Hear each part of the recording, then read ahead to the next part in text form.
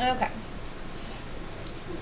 So theta is going to be any angle that is in standard position, which if you remember means that it's touching the x-axis. Your initial side being here.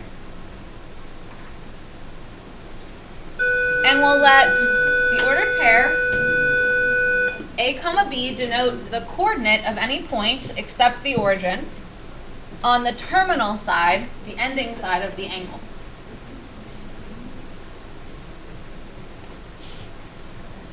Okay, now what we can do with this, if you notice the angle is this big obtuse angle. Okay, what we can do is we can take the terminal side and we can create a right triangle.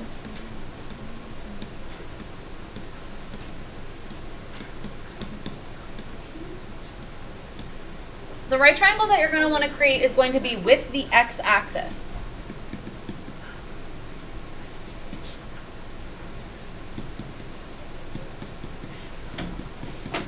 Okay, so you're going to actually drop down a segment from the coordinate,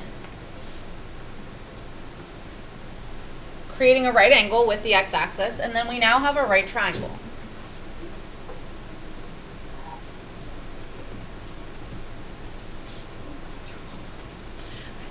We actually know some lengths as well. If this point is A comma B, from the origin they actually went A units this direction, and they went B units up. Now we know normally if you go backwards it should be a negative, right? So A is probably going to be like a -3 or a -4, but for our sakes we'll just leave a variable there, A and B. And we can actually use this as theta and find all of our trig functions using SOHCAHTOA. So using SOHCAHTOA, and if any of you still need to label the opposite, the adjacent, and the hypotenuse, the opposite side would be the B, the adjacent side would be where our A is, and the hypotenuse would be, you can see they have it labeled R, which would be the radius also. So what would our sign be? Opposite over hypotenuse. B over R. Good. The cosine would be adjacent over hypotenuse. A over R. And our tangent would be opposite over adjacent, which would be B over A.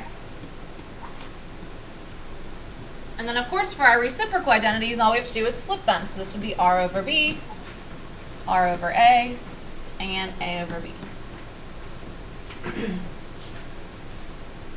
Some students like to memorize this. Most of you won't, but if you wanted to, you could memorize these little formulas. And then anytime you see an ordered pair, you can find the radius using the Pythagorean theorem, and then you can just plug in the values. The majority of you will prefer to sketch a picture and just think about it logically than memorize these, but you can, if you would like to, memorize these and this, and you can do all of the problems without drawing a right triangle, for those of you that aren't visual. Okay, but personally, I think it's best to draw the right triangle, label opposite, adjacent, hypotenuse, and interpret the information. All right, so the first one. When given this point on a terminal side, find the values of the trig functions. So if you were using the formulas above, this would be A, this would be B. You have to find out what R is, and then you would plug in. But for the majority of you, you might memorize those wrong or mix them up. So I just suggest drawing a picture, okay? So the first thing that we're going to do is we're going to draw a coordinate plane.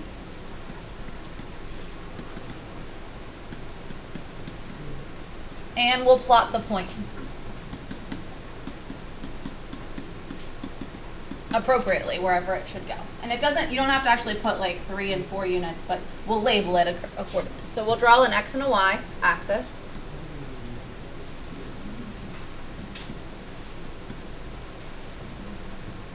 And we're going to plot the point. And it doesn't have to be perfect, you can just estimate where it goes. So -3 would be going backwards this amount, and then up 4.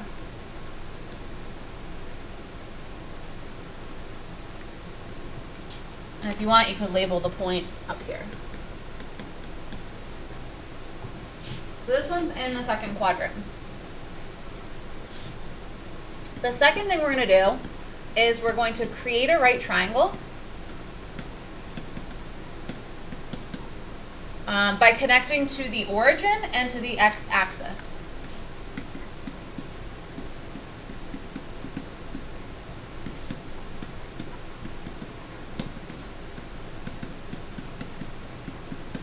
So basically inserting two segments, one connecting this point to the origin, 0, 0, and dropping down a perpendicular segment to the x-axis. So we'll take and insert one segment going to the origin, and another segment coming down that'll be perpendicular to the x-axis. Now we have a right triangle. Okay, the third thing that we'll want to do is then label the sides with numbers.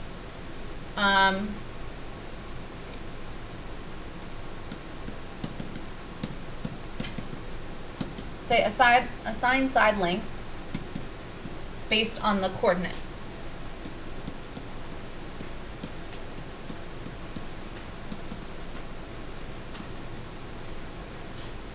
So to get to the point, we went 3 units left. That was the negative. So along this side, I'm going to label this a -3 units long, basically. And then we went up 4, so this would be a +4.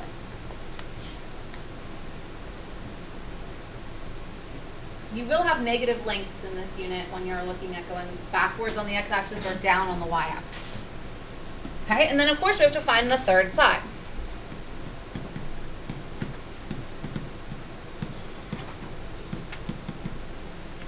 This is either going to be using Pythagorean theorem or a triple.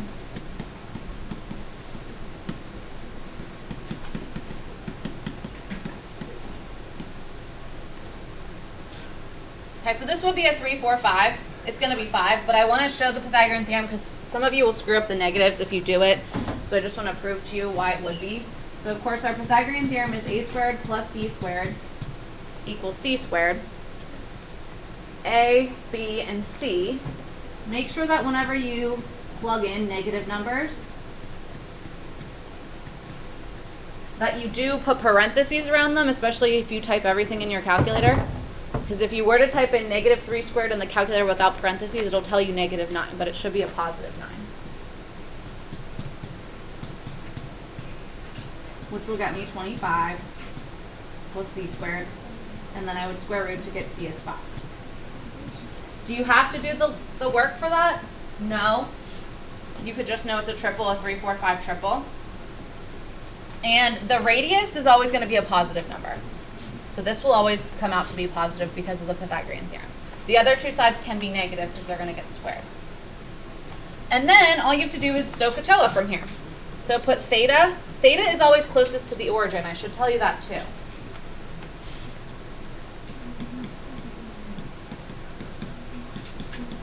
Okay, it's going to be touching the origin where we put our theta. So then based on that, the opposite side is 4, the adjacent side is -3, and the hypotenuse is 5. And then we just plug into SOHCAHTOA. So sine would be 4/5, opposite over hypotenuse. Cosine would be adjacent, -3 over hypotenuse, 5. And tangent would be 4 over -3.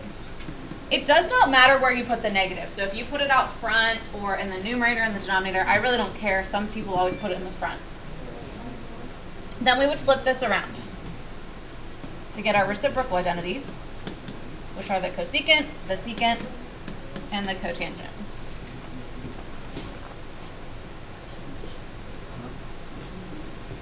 Okay, so this is what I consider the easy one, because the next one's going to have square roots and fractions in it.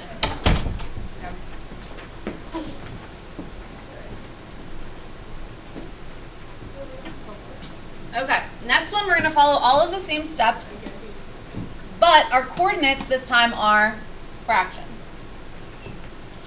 So start with your xy axis. Now, when you go to graph this, do not try to graph it actually at -1/2 because it's going to be such a small triangle that you won't be able to see what's going on. So just kind of go somewhere left because it's negative and somewhere up because it's positive and put a point. Again, I would not try to draw it super small to scale because it will just get confusing. Now we are going to create our right triangle from there, connecting to the origin and to the x-axis. And then we're going to label the sides appropriately. We went -1/2, so this side will be labeled -1/2. And then we went up √3/2.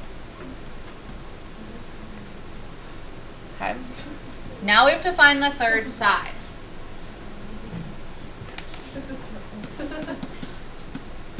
And this is where it just gets algebraically a little bit harder because you have fractions and you have square roots and you have squaring and adding. So we'll substitute it in. Let's let A be the -1/2. Let's let B be the √3/2. And that's going to equal c². Now remember, when you square a fraction, you do have to square the numerator and the denominator.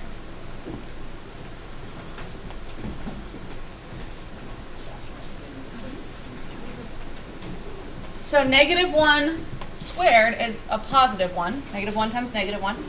2 squared is 4. This is the biggest mistake that you guys will make. You'll forget to square the denominator, and then the rest of the answer will be off from there. So make sure that you square the top and the bottom. Same thing here. Square the top. The square root of 3 squared, those undo one another. We're just left with 3. And the denominator, 2 squared is 4. Now, a whole bunch of you on your quiz last week would add this and make it 4/8. Why is that wrong? You do not add the denominators. You just keep that common denominator common. So we would get 4/4. Good. 4/4 is just 1. So that's 1 equals c², so we square root. We get c equals technically positive and -1. Technically. If you square root any number, you technically get a positive or negative. The radius, however, is always going to be positive because of the way that it's drawn, and we're talking about this circle that we haven't seen yet, but we will be getting to the unit circle here shortly. So we will just take 1, just the positive. Okay, and we label that on our triangle. Okay, and then we just have to do SOHCAHTOA, remembering that theta is next to the origin. So the square root of 3/2 would be my opposite. The -1/2 would be my adjacent. And then the 1 is my hypotenuse. So the top ones are going to, well, the top 2 are going to be really easy. The sine would be opposite over hypotenuse, which is just square root of 3/2, technically over 1, which is just square root of 3/2. The cosine, adjacent over hypotenuse, which will be just -1/2 over 1, which is -1/2. And then this is where it gets a little bit tricky. We're going to take the opposite, square root of 3/2, divided by the adjacent, which is -1/2. Okay, so we have fractions within fractions. How do I simplify that? Yes, but why? How do you know they can't split?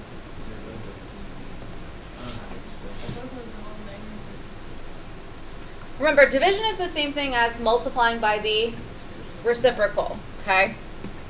So you can multiply by the reciprocal instead of dividing the denominator. So this would be square root of 3/2 times 2 over -1, the reciprocal of the denominator. And then that's why the 2's do divide out.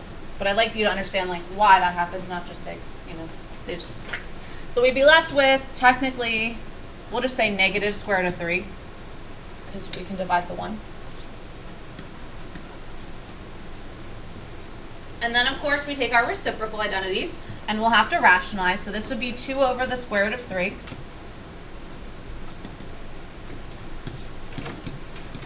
And we rationalize, multiplying by the square root of 3. We'll get 2 squared to 3/3. The next one's easy. It'd just be -2/1, or -2. And then it's up to you for the cotangent if you just want to take this and take the reciprocal, or if you want to go back to the original. I would probably do this. we'll get 1 over negative square root of 3, or negative 1 over square root of 3. It doesn't matter where you put the negative. To rationalize, I wouldn't multiply by a negative, I just multiply by the square root. But that's personal opinion. We'll get square root of 3 negative over 3. So negative square root of 3 over 3.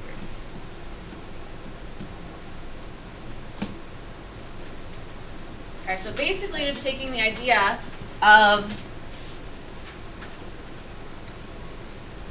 right triangles and putting them into a coordinate plane where we could have negative side lengths and a little bit more rationalized.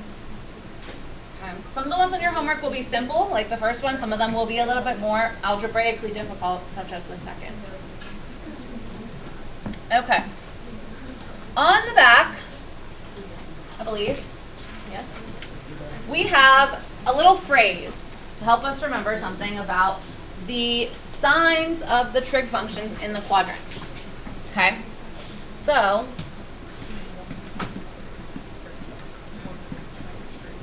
okay, this is the little acronym that will help you to remember what goes where.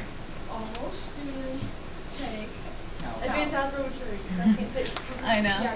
So this is, it starts here and it goes counterclockwise. So it's all students take calculus. Any of you that took pre-calc, did you learn that last year? Yeah, Okay. I do remember that. If not, it doesn't matter because you're learning it now. So for those of you that didn't.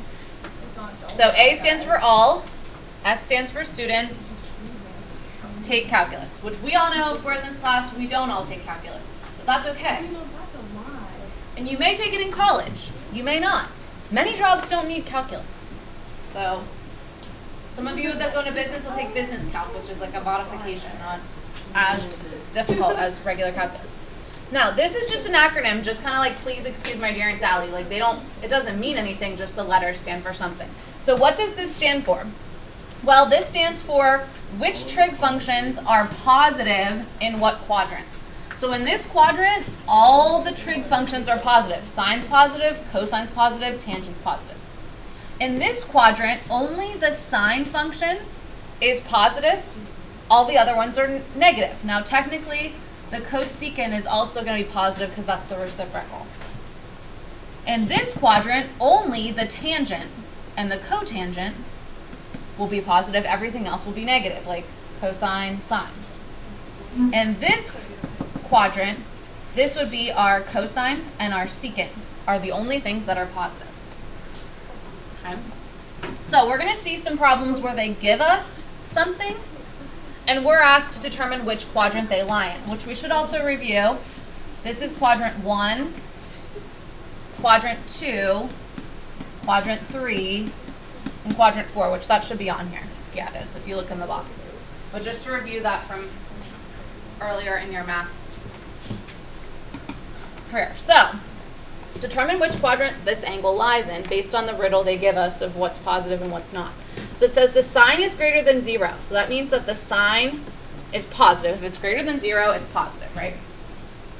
So before I even go to the second one, I'm going to draw my little all students take calculus. And we're basically going to do process of elimination.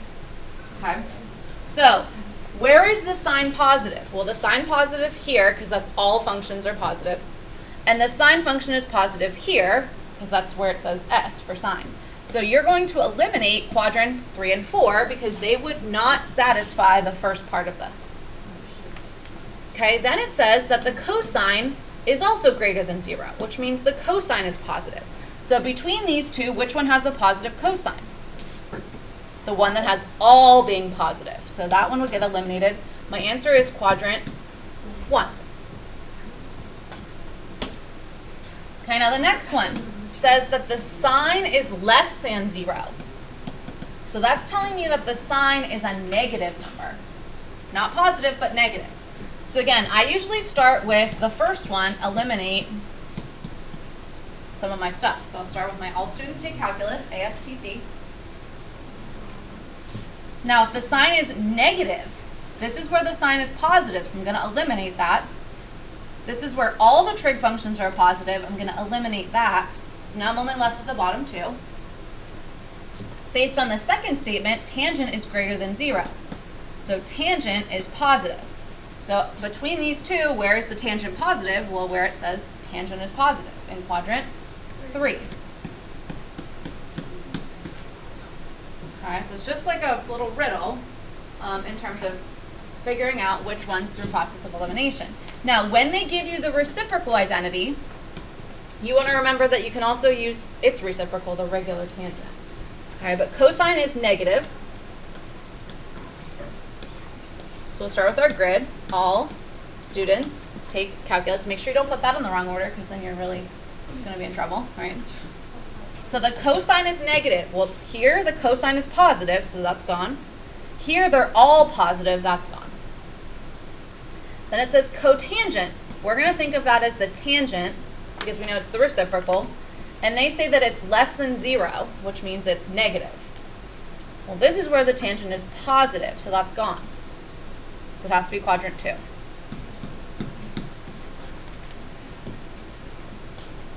The last one has all reciprocal identities, so you want to think about what is the secant the reciprocal of? Cosine.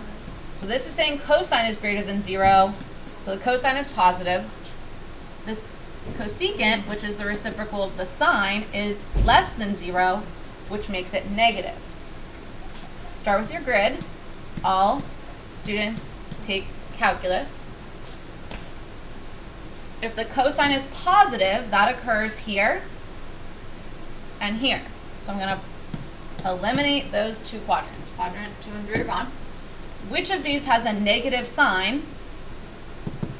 This one, because the sign, all of them will be positive here, so that's out. So this would be quadrant 4.